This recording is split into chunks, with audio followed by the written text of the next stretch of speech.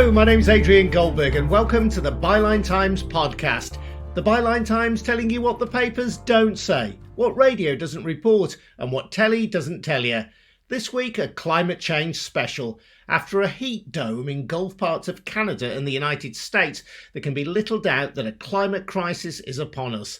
That might seem counterintuitive, I know, after a so far soggy summer in the UK, but make no mistake, extreme weather events are heading our way too. We'll be getting a first-hand account from a climate change expert in the sweltering state of Washington.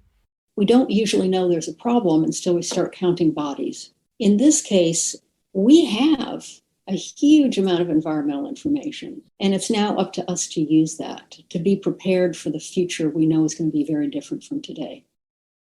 So what can we do in Britain? We'll be speaking to former Labour MP Alan Simpson, who advised John McDonnell on climate policy. He says changing how we measure our harmful impact on the planet would be a start. The more we make people ill, the more the cost of dealing with that illness counts as GDP. It counts as growth. Pollution counts as growth. Environmental damage counts as growth. The fact that we fail to maintain flood defences counts as growth because of the expenditure that it's incurred when you try to reclaim and repair. Well, in most people's reality check audit, they'd much prefer not to be flooded in the first place, not be made ill, not to have to call on the NHS. All that coming up shortly. First, a reminder to check out our brilliant news-breaking website, bylinetimes.com, where, as well as some of the finest investigative journalism and topical comment in the British media today, you'll also find details of how to subscribe to the monthly Byline Times newspaper, which funds this podcast. It's a snip at £36 a year and ensures that we can provide a real alternative to Murdoch and the Mail. Find out more at bylinetimes.com. That's bylinetimes.com. Now, later this year, Britain will host COP26, the UN Climate Change Conference in Glasgow. And although Boris Johnson's government has committed to reducing CO2 emissions by 78% by 2035 compared to 1990 levels, that lofty ambition isn't being matched by action. It's not just me saying that either.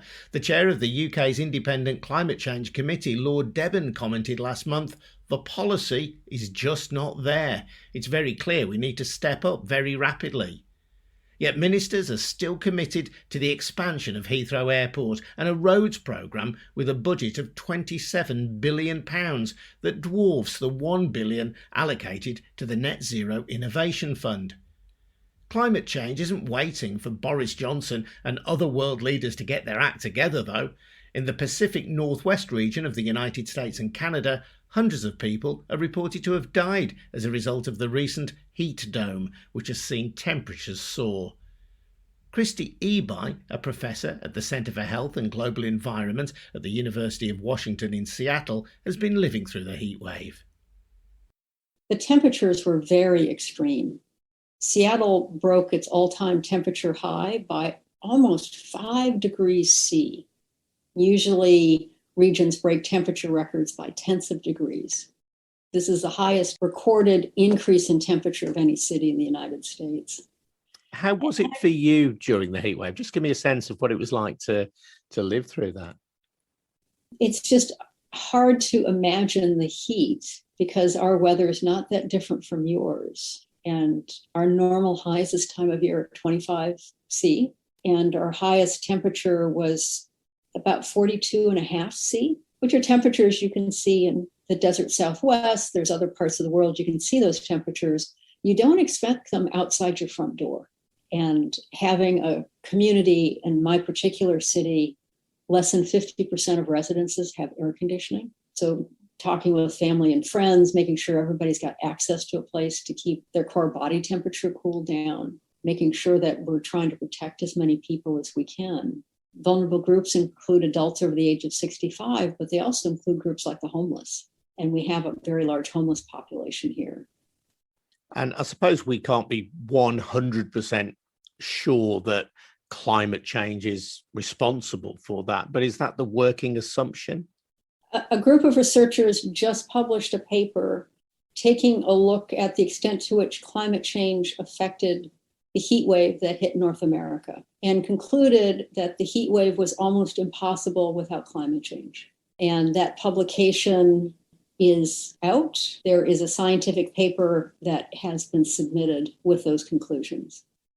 So politicians are talking about targets in 5, 10, 15 years' time to combat climate change.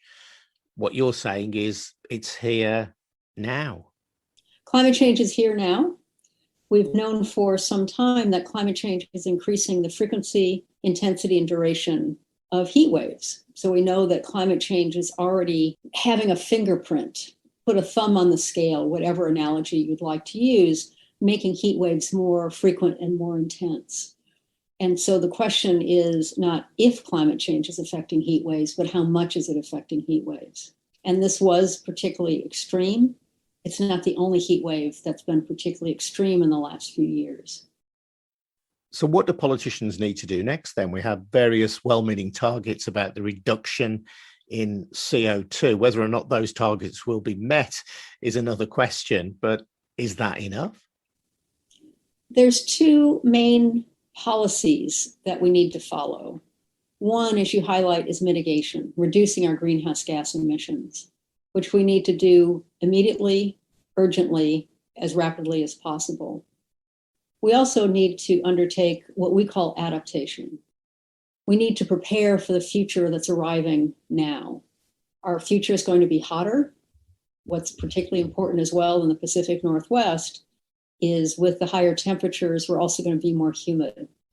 And we are unprepared, as unfortunately was demonstrated by this heat wave. Although to be fair to the authorities, it'd be hard to prepare for something so far out of the range of historic experience. But hundreds of cities around the world have heat action plans, including heat wave early warning systems. And we know that those systems can save lives. We know that changing our built environment can make cities cooler, make people more comfortable, even as the temperatures continue to rise. So there's a long list of things that need to be done while we're also reducing our greenhouse gas emissions. I'll come to adaptation in more detail in a moment, but how radical do we need to be about the reduction in CO2? What practical things can we do, and what do we need to do urgently to deal with this crisis? All of us have a role to play. The conclusion of an Intergovernmental Panel on Climate Change report in 2018 was every action matters. Everything from thinking about if you have a car that's powered by petrol, group your errands so you use less petrol when you go out and do your errands. As a parent, how many times do we all tell our children to turn out the lights? Because turning on the lights keeps drawing power. When you use your computer, if you're not using it, put it to sleep. I know how long it takes, how annoying it can be to fire up your computer, but all appliances, when you look at them collectively, use about a third of all of the greenhouse gases they're going to use, a third of the energy they're going to use in standby mode. So thinking about how to be more energy efficient in our own lives does really make a difference. Collectively, there's lots of changes we need to make. We need to have some way to put an incentive for industry to reduce our greenhouse gas emissions, although many companies are already significantly reducing their emissions. All the major auto manufacturers have said by some date, we'll no longer have an internal combustion engine. So we're seeing this shift. We need to promote the shift, engage with the shift, and help move it forward. You talked about adaptation. That assumes that climate change will continue, that the changes in the weather that it provokes will not go away anytime soon. What can we do then practically to adapt for that? You're right. There's something called the climate change commitment, that as greenhouse gases are added to the atmosphere, it takes a while for them to come to equilibrium. And so we do have a commitment in the atmosphere of how much greenhouse gases we've already put up there. The more we put up, the longer the commitment. And anything that reduces our emissions, increases our energy efficiency, is going to really help with keeping those emissions down, which will affect our own individual future. In the meantime, I personally work on health issues. There's a long list of health outcomes that can be affected by weather and climate, making sure that our departments, our ministries of health are prepared for these shifts, for example, in the range of diseases such as dengue fever, making sure they're prepared, we've got the right surveillance programs in place, that we put into place the things we're going to need for the future. And this is one of the reasons why I have some optimism, is when you look at environmental issues that the health sector has dealt with historically, we don't usually know there's a problem until we start counting bodies. In this case, we have a huge amount of environmental information, and it's now up to us to use that, to be prepared for the future we know is going to be very different from today. In the UK, we haven't had the extreme heat that you have had. I'm speaking to you in the middle of what has so far been a pretty damp summer. And there will be people, perhaps jokingly, who say, oh, well, bring on the heat wave. They wouldn't mind a bit of summer warmth, but we're not talking about a few sunny days here. No, we're not. We're seeing much longer summers than when we were growing up. The summers are hotter. More heat waves are in those summers. We know from heat waves in 2003 in the UK, across Europe, that these heat waves can cause very large numbers of deaths. That 2003 heat waves caused about 70,000 excess deaths. Those deaths are almost all preventable. And so we do need to take action so that people know what they need to do when it's hot. Communities are prepared. They've got cooling centers where people can go to. They've got ways to get to the cooling center. That there has been a thoughtful and detailed approach to how to handle these events as they occur. So a cooling center is what, some kind of community facility where people can go and be kept cool? There are facilities that are set up. They can be in schools, libraries, shopping malls. There's a variety of places people set up cooling centers. And it's where there's access typically to air conditioning. So and do you have those in the Pacific Northwest now? Our city set them up. All the major cities in the Pacific Northwest set them up. There's other cities that have been setting them up for years. They've got a lot more practice in doing it. Ours was not as well prepared, but then we didn't expect a heat wave that was so extensive. When coronavirus hit the UK, and I suspect this is true of the US as well, although there had been some kind of emergency planning in the years before, when that moment of emergency hit, we were not prepared. There is a risk, clearly, that with climate change, we can see the warning signs, and yet we may not be prepared in that event either. That is always a possibility. There has been a lot more warning about climate change and what it can do. I work in public health. We've always talked about the possibility of pandemics, but those are 1 in 100 year events based on an N of 2. But with climate change, we're seeing so many more extreme events. Everyone's being affected in some way. And there is a lot of incentive for people individually and collectively to take action to make sure that we're going to be comfortable in a much warmer climate. Professor Kritstie Ebie in Seattle. I'm Adrian Goldberg, and you're listening to the Byline Times podcast, funded by subscriptions to the Byline Times. Get more details at bylinetimes.com. That's bylinetimes.com. Let's hear now from Alan Simpson, who is dedicating his energies these days to challenging climate change and building a sustainable future after serving for 18 years as Labour MP for Nottingham South. Alan, who describes himself as a recovering politician and lapsed economist, was once environmental advisor to John McDonnell during his time as Shadow Chancellor. No one can doubt Alan Simpson's commitment to the cause. He lives in his own eco-house after converting a derelict lace mill in the centre of Nottingham. How seriously does he regard the climate emergency? It is the biggest existential challenge we have ever faced. When I was advisor to the Shadow Chancellor, and when we were asked to look at reforming the Treasury, I was running a working group where we brought in climate physicists, and they gave the first 2 sessions that, to his credit, John McDonnell came and sat in on. And at the end of the second one, we were walking out and John said, "Look, it's clear, isn't it? Politicians aren't in the driving seat anymore. Physics is in the driving seat. The rest of us have just got to hear the message and wake up before it's too late. And he was right. And now I heard on the BBC the other day, Alok Sharma saying, what we've got to do within this decade is cut our carbon emissions in half. That means cutting them by 10% every year through this decade. And this is a really big ask. It's not impossible to do, but it does require us to think about things in a completely different way. And that is both scary and really, really exciting. And the Boris Johnson government has committed to doubling the price of plastic bags. It says it wants to reduce waste. It's committed to significant tree planting as well. But your argument is that there are other parts of Boris Johnson's agenda that militate against combating climate change.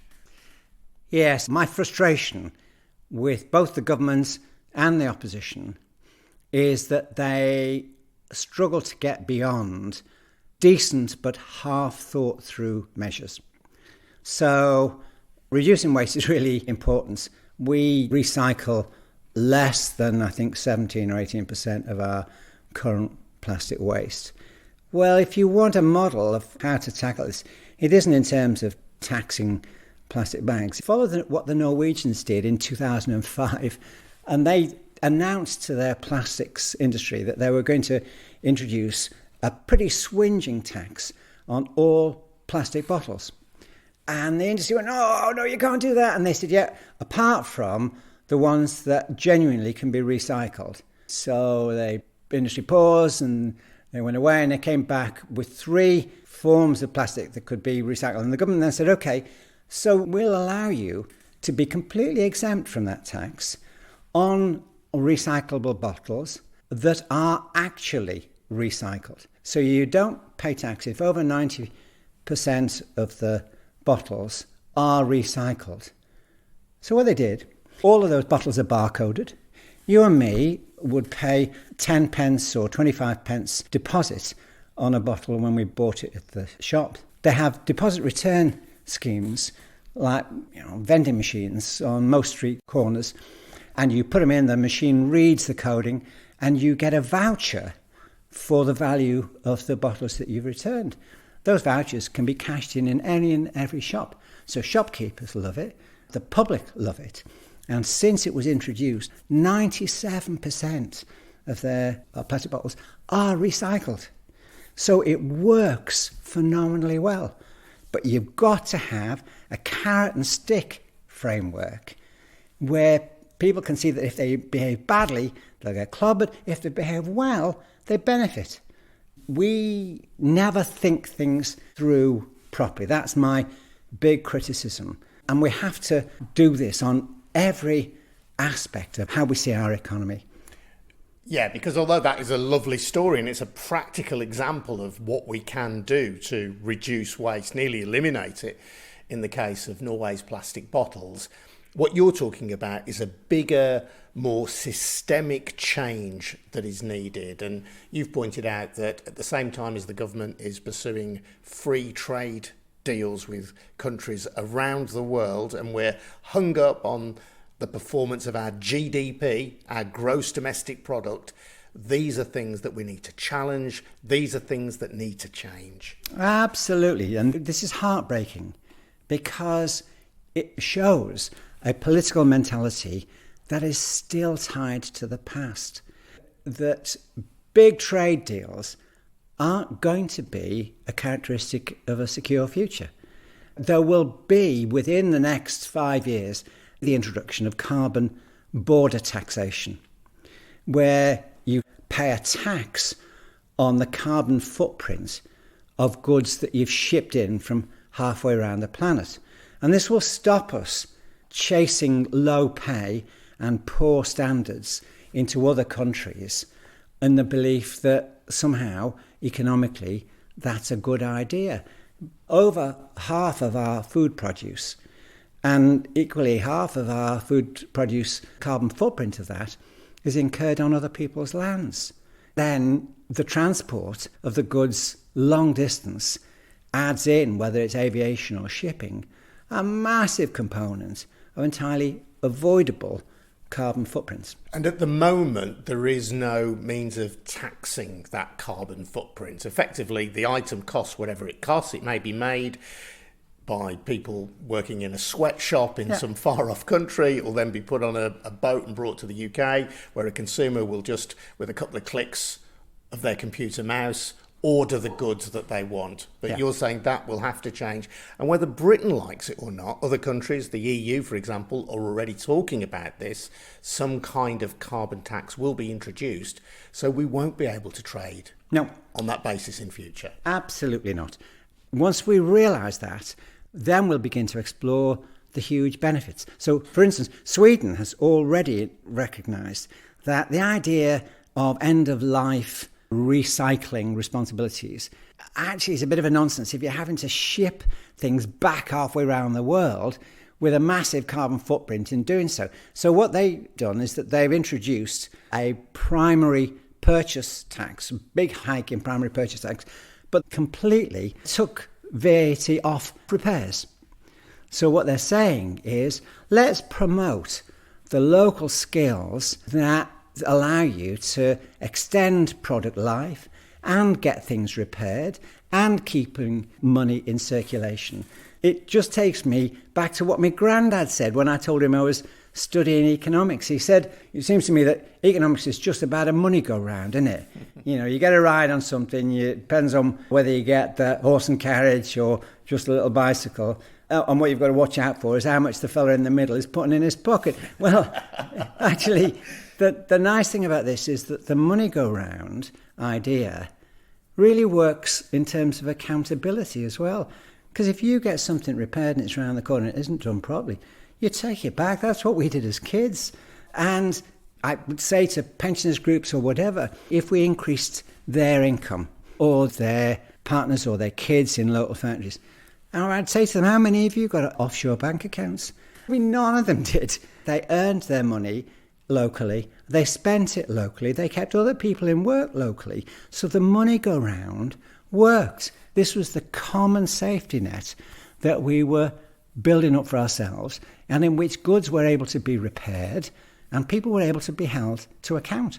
Now this is happening all around the place with some fantastic examples. I'm just intrigued, you know more about this as an economist than I do, but this kind of recalibration then of how we measure how well we're doing, because conventionally GDP, which is the sum total of all the goods and services sold in a country, is the measure of whether we're doing well economically. But as you point out, GDP may include dealing with the pollution that is caused by a particular process. But the pollution, although it will in that sense be registered as a good because it's adding to your GDP, it's not a good because it's hurting people. Absolutely. So the more we make people ill, the more the cost of dealing with that illness counts as GDP. It counts as growth. Pollution counts as growth. Environmental damage counts as growth. The fact that we fail to maintain flood defences counts as growth because of the expenditure that it's incurred when you try to reclaim and repair. Well, in most people's reality check audit, they'd much prefer not to be flooded in the first place, not be made ill, not to have to call on the NHS. But that's where we've got to move the economic goalposts to define an economics that makes us feel more secure. Where we are now, I think most people have never felt more insecure in their lives and more fearful of the prospects of insecurity for their children and grandchildren. There will be geopolitical consequences of all this, won't there? If, for example, we adopted a carbon tax, there may be countries around the world that rely on trading overseas, such as China, such as the UK itself, that will feel harm from that and might well take umbrage, may even, who knows, take some kind of military action to ensure that things stay as they are. They will. People will be upset. But one of the benchmarks for me about why we need to do it is if you look at the things that people are upset about, if they look at China and the treatment of the communities being shipped off to concentration camps. The question is, why don't we take action against that? It's the sort of stuff that ought to be brought before criminal tribunals. Well, we don't, because our trade links are too dependent on China. Putin has people assassinated. Why don't we take action then? Well, we depend on a gas line. There are too many reasons where real moral judgments that we'd want to make get compromised for fear of damaging trade dependencies. So becoming more self-reliant is no bad thing. The second part of that equation is, well, what do we do about the developing world and the expectations that the poor have of living differently? My answer to that is twofold. First is that we have to give the technologies that will allow them to improve their own lives before ours. I'm conscious that we import green beans from Kenya, for example, when Kenya can't afford to feed its own people.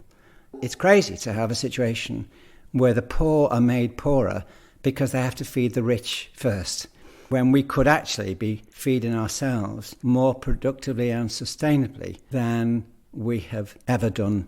Although, if you look at the figures for the Second World War, we were producing 6 times as much food per acre from within our towns and cities than from the countryside. Part of that was because you couldn't get labour out into the countryside, but vacant plots of land were latched onto and cultivated in towns and cities. That's where allotments were developed. And so we did it. And it's actually happening now in some really creative ways. In Montreal, they have winters of minus 30 degrees, so this is not messing about. You've got an organisation called Loofah Farms that has taken over the rooftops of factory buildings, and they've put greenhouses on the rooftops. They take the heated, stale air from within the factory to keep the greenhouses warm. Use hydroponics to grow food on these rooftop greenhouses. And currently, they're producing 20 to 25,000 trolleys of food per week for families in Montreal. And you have lots of people in the city becoming involved in all year round food cultivation. In Paris, the mayor, Anne Hidalgo, is taking out 140,000 car parking spaces to give pedestrians and cyclists and nature priority in a living, breathing city. Well, some of the car parks, the tiers of the car parks, are already being converted to food production. So they are growing food produce within the spaces previously occupied only by parked vehicles. So all of this is doable in ways that replicate what across Europe in the Italian and French slow food, slow towns movement people have done for decades. And when I'm taking people to look at those movements, one of the things that the locals all say is, we go into the shop and we ask, where was this grown and how was it grown? And they'll tell you the name of the farmer. The presumption about food quality and food accountability is part of our everyday culture. When I hear these ideas, clearly they're fascinating and there's some great inventive thinking going on in different parts of the world. People have said that one reason that Labour have struggled in the traditional working class, so-called red wall towns, is because of globalisation. People are left behind because, for example, globalisation may take their job several thousand miles away where it can be done by somebody working much more cheaply. Yeah. Your ideas are a challenge to globalisation, but those same working class people in those impoverished traditional towns are used to buying stuff, things, consumer products cheaply from all over the world. So it may be that there is a gain to those people in challenging globalisation. It may be able to present that to them as a loss as well, though, because stuff will get more expensive, harder to obtain. That's the risk. But a more useful starting point is you go back to Henry Ford, and he was asked how much he'd charge for the first Model T cars. And he said, the price will be low enough for the people who work for me to buy them. There's no point in producing cars that people can't afford to buy. So the starting point was that people need to be in work and earning wages that allow them to be effective consumers of the goods that they produce. And that's the challenge for Labour. It's understandable where in communities that have seen jobs disappear that they are fearful of signing up to something that might make even today's residual jobs disappear too. So you've got to offer guarantees of more secure and fulfilling jobs in the future. That has to be the guarantee that goes with this. And it's possible to do that. It's really quite straightforward, but you have to say we're making this shift. I think we need to show the example of how other countries are already doing this. I've taken people around FE colleges in Germany, full of kids like our own kids who are just buzzing with excitement and playing around with the smart renewable energy technologies that they're then fitting into people's homes. And when you talk to those kids, the fact that they see themselves as being part of the answer rather than being part of the problem. Now, when Jeremy Corbyn was first leader, and I think his first conference speech, he talked about creating green new jobs.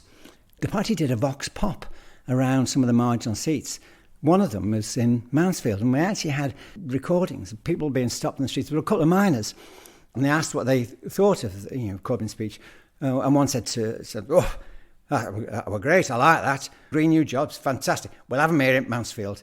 You tell that Mr. Corbyn, send them here, but starting next week, we'll have them here, and any surplus ones, we'll pass them across to neighbours." His mate was laughing, and the interviewer was laughing. This miner said, "I've been a miner, I don't want to go back down the pits. I don't want my lads to go down the pits, but I want them to have work. I want them to have decent work." And talking of miners, you've identified something that could be done with the thousands of disused mines in this country. This is heartbreaking. It's inspiring and heartbreaking, because in the Netherlands this time, there's a town called Heerlen, and they've already tapped into their disused mine shafts from the former coal mines. Now, those mine shafts are full of water, and that water is blooming hot, and it's permanently hot. So what they do is they have drilled down, they've sunk pipes in there, transfer the heat into the water in the pipes, they're pumped back up.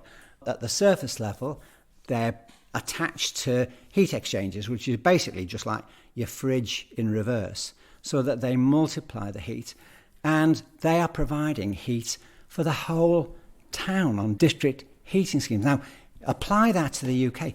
We've got 25,000 disused mine shafts around the country. It's estimated that 1 in 4 of the population live within supply distance of those mine shafts. And digging and kitting up the renewable heat systems, putting the piping in, fitting it out to people's homes, and putting in the heat exchangers that deliver the heat boost. That's a lot of fitters, engineers, supply line skills, all of which create local jobs. So it's jobs, it's cheap heating, it's there to be done. What clearly and it's zero carbon. Zero carbon. So if you want to make a break from the unsustainable energy systems of the past into the clean systems of the present, here it is staring you in the face. And yet Boris Johnson's agenda seems, as well as talking a good game on climate change, seems to involve prestige, flagship projects, HS2, or roads building and improvements programmes, which would seem to militate against improving your CO2 performance. Where is the leadership, either in the Conservative Party or in the Labour Party, that will seize on these kind of initiatives and say, this is where the country needs to be heading? The answer for me is that I can't find it currently within either of the main political parties. There are people who are members of both of those parties who do get it, but their voices are still coming from the margins. There are large swathes of communities around the country where younger people and their grandparents genuinely get both the possibilities and the urgency, and they're crying out for leadership beyond slogans and gimmicks. But it's as though the mainstream political parties are currently struggling to engage with a really visionary approach to dealing with the practicalities of delivering that sort of transformation. And one of the obstacles is for us to acknowledge that Britain is probably the most centrally governed country anywhere in Western Europe. Other countries have developed much more devolved systems of governance where lines of accountability are short. It doesn't guarantee that mistakes aren't made, but you know where to hold people to account and you know how to hold them to account. And, as one of my constituents said to me, when I was an MP, we had a lovely conversation. It was quite a robust one. I said, look, you don't have to be pretending you're voting for me. Well, I'm fine. We've got this relationship. It's straightforward. And he said, no, you don't understand, do you? I do vote for you.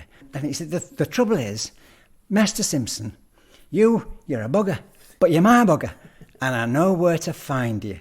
And there is something really profoundly important about being able to say that, to find where the people are who are responsible for making the decisions and for doing the repairs and maintaining keeping the lights on, and so that those whole frameworks of security, food supply, water supply, work and sustainable economics, all of those are strengthened if we claim the courage to give localities the freedom to operate that exists elsewhere in Europe, along with the climate mandate that says everything that you do now has to fit in with this annual 10% cut in your carbon budget, because anything that doesn't do that is just rearranging the deck chairs on the Titanic. And I'm not in any way seeking to distance myself from the urgent need to combat CO2. But even if you look at it from a purely economic point of view, I grew up in a council house in Birmingham, and I know how hard-pressed my parents were and were worried about bills coming in. And it struck me for years, even before people became really conscious of climate emergency, that if you could fit solar panels and better insulation to the kind of house that I grew up in, that would have saved my mum and dad an awful lot of heartache, an awful lot of worry about the gas or the electric bill, because it would have been cheaper to live in that house. And I struggle to understand why no political party has said, as of this date, building standards will, from here on in, insist on all new buildings having solar panels to a decent quality and having insulation to a certain quality. Why has nobody amongst the mainstream political parties said that and seized that initiative? Probably my one big contribution in Parliament was that I managed to get through what we call the feed-in tariff amendments to the Energy Act 2008. And that brought in payments for people to put solar panels on their roofs. And when there was a change of government in 2010. So we never replicated what the Germans had done, which is to have it on a reducing scale that was predictable and take it into mainstream taxation rather than onto general energy bills. And we never allowed people to share and sell into their local energy systems. This was a classic example of Britain being forced. I mean, it was massive lobbying to stop my amendment getting through. I remember getting a complete set of rollickings from my own whip's office in the Labour Party saying I was going to ruin everything. But we put together a cross-party revolt, enough Labour backbenchers and the Conservatives and the Lib Dems and the Green, and we got it through. And the point about it was the big energy companies who were desperate to kick that into touch. And we've got to overcome exactly the same problems today. There's no technology barriers to making this shift. It's the big corporate interests dominating the shape of the economy. And that ties in to your earlier question about, well, what about the developing world? We've just seen chancellors in the G7 pat each other on the back on a new framework for global corporate taxes. But when Amazon slips through the net completely and will pay no additional tax, you know it's not much of a net. And it's those people, the super rich, have become massively enriched during the COVID pandemic. The wealth is there, and we have to, whichever party it is, has to redistribute from those who are now sitting on corporate fortunes.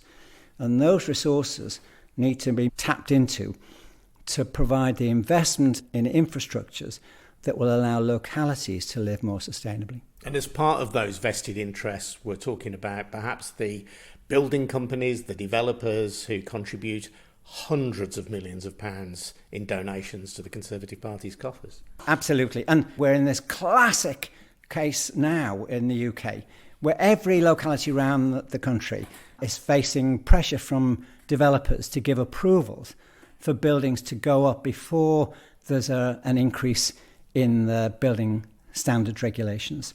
And most local authorities will tell you, we don't have the powers to say no. At a time when the Climate Change Committee says, we've built 500,000 homes that are not fit for the future in the last 5 years. This is scandalous.